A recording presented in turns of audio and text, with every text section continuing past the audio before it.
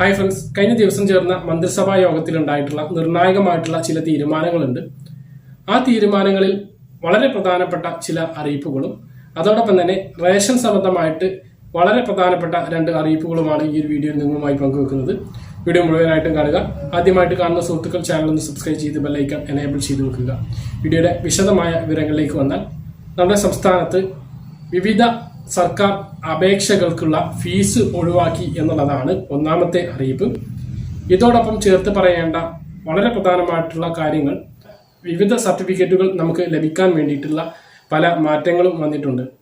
അതുപോലെ തന്നെ വില്ലേജ് ഓഫീസറും തഹസിൽദാരും നൽകുന്ന വിവിധ സർട്ടിഫിക്കറ്റുകളുടെ കാലാവധി ഏറ്റവും ചുരുങ്ങിയത് 1 വർഷത്തേക്കെങ്കിലും നൽകണം എന്നുള്ളതാണ്. എത്ര കാലാവധിക്ക് നൽകണമെന്ന് അതാത് വകുപ്പിന് തീരുമാനിക്കാൻ കഴിയും.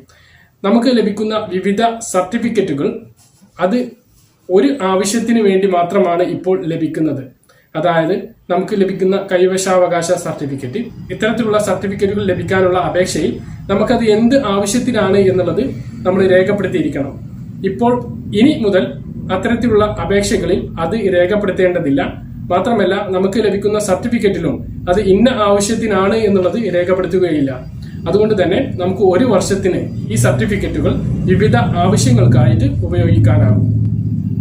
അതാണ് ഒരു പ്രധാനപ്പെട്ട മാറ്റം. മറ്റൊരു പ്രധാനപ്പെട്ട മാറ്റം, വിവിധ അപേക്ഷകളെല്ലാം 5 പ്രവൃത്തി ദിവസത്തിനകം തീർപ്പാക്കണം എന്നുള്ളതാണ്. ഈ കാര്യങ്ങളിൽ വിവിധ അറിയിപ്പുകളുണ്ട്. അത് വരും വീഡിയോകളിൽ നിങ്ങളുമായി പങ്കുവെക്കാം. ഇനി റേഷൻ സംബന്ധമായിട്ടുള്ള വളരെ പ്രധാനപ്പെട്ട ചില കാര്യങ്ങൾ നമുക്കറിയാം. നവംബർ മാസം മുതൽ പുതിയ സ്മാർട്ട് റേഷൻ കാർഡ് വരാൻ പോവുകയാണ്. അതിനു മുൻപ് നമുക്ക് വലിയ തിരുത്തലുകളും ഉണ്ടെങ്കിൽ നമ്മൾ തിരുത്തേണ്ടതുണ്ട്. നിലവിൽ അതിന് പ്രത്യേക സമയം ഒന്നും ഇല്ല എന്ന് സിവിൽ സപ്ലൈസ് ഡിപ്പാർട്ട്മെന്റിന്റെ ഭാഗത്തു നിന്നുള്ള അറിയിപ്പുണ്ട്.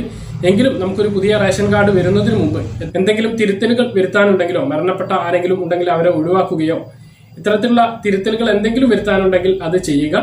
ആ കാര്യം പ്രത്യേകം ശ്രദ്ധിക്കുക. മറ്റൊരു പ്രധാനപ്പെട്ട അറിയിപ്പ്, ഈ മാസം 1-ാം തീയതി സിവിൽ സപ്ലൈസ് ഡിപ്പാർട്ട്മെന്റിന്റെ ഭാഗത്ത് നിന്ന് വന്നിട്ടുള്ള വളരെ പ്രധാനപ്പെട്ട ഒരു അറിയിപ്പാണ്. അതായത് ഇനി വാടക വീട്ടിൽ താമസിക്കുന്ന ആളുകൾക്ക്, വീടില്ലാത്ത ആളുകൾക്കൊന്നും ഇനി റേഷൻ കാർഡിന് അപേക്ഷിക്കുമ്പോൾ ബിൽഡിംഗ് ഉടമസ്ഥന്റെ സമ്മതപത്രം ആവശ്യമില്ല എന്നുള്ളതാണ്. അതുകൊണ്ട് തന്നെ ഇനി സ്വയം സാക്ഷ്യപ്പെടുത്തുന്നതോടൊപ്പം നിങ്ങൾക്ക് റേഷൻ കാർഡ് ലഭിക്കുന്നതാണ്. ഓർക്കുക, ഇങ്ങനെ ലഭിക്കുന്ന റേഷൻ കാർഡ് ആദ്യം വെള്ളയായിരിക്കും നമുക്ക് ലഭിക്കുക. പിന്നീട് അപേക്ഷ നൽകി മുൻഗണനാ വിഭാഗത്തിലേക്ക് മാറേണ്ടി വരും. മാത്രമല്ല, ഇത്തരത്തിൽ ലഭിക്കുന്ന റേഷൻ കാർഡുകൾ നിങ്ങൾക്ക് റേഷൻ ഭക്ഷ്യവിഹിതങ്ങൾ വാങ്ങാൻ മാത്രമേ ഉപയോഗിക്കാവൂ. നമ്മൾ നൽകുന്ന സാക്ഷ്യപത്രത്തിലും എഴുതി നൽകേണ്ടതുണ്ട്. അതായത് മറ്റ് നമ്മുടെ അവകാശങ്ങൾ തെളിയിക്കാനോ മറ്റു രേഖകൾക്കായിട്ടോ ഈ റേഷൻ കാർഡ് ഉപയോഗിക്കാൻ കഴിയുകയില്ല. നമുക്ക് റേഷൻ കട വഴി ഭക്ഷ്യസാധനങ്ങൾ മാത്രം വാങ്ങാൻ മാത്രമേ ഈ റേഷൻ കാർഡുകൾ ഉപയോഗിക്കാൻ കഴിയുകയുള്ളൂ.